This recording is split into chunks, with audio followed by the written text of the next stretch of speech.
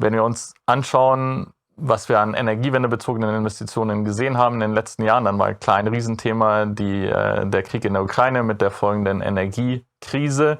Die flaut jetzt inzwischen etwas ab, aber man sieht natürlich trotzdem, dass die fossilen Energieträger noch immer deutlich teurer sind, als das vor der Krise der Fall war.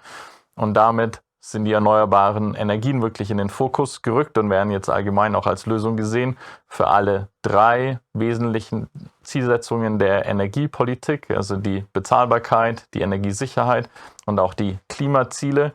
Und damit haben wir in den letzten Jahren deutlich mehr und deutlich attraktivere Investitionsmöglichkeiten im erneuerbaren Energienbereich gesehen. Wir haben zum Beispiel in einen US-Onshore-Windpark in den USA investiert, aber auch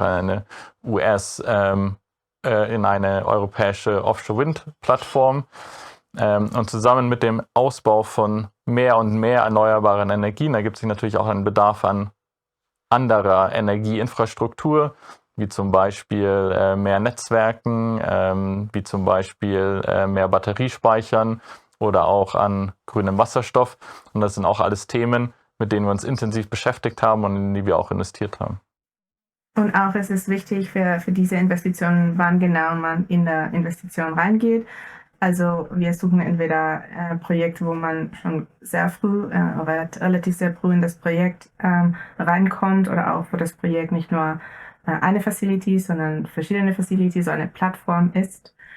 Und wir machen das mit Partnern, die schon Jahrzehnte von Erfahrung haben in die Entwicklung, in die Konstruktion sowie die Operation von diesen Investments.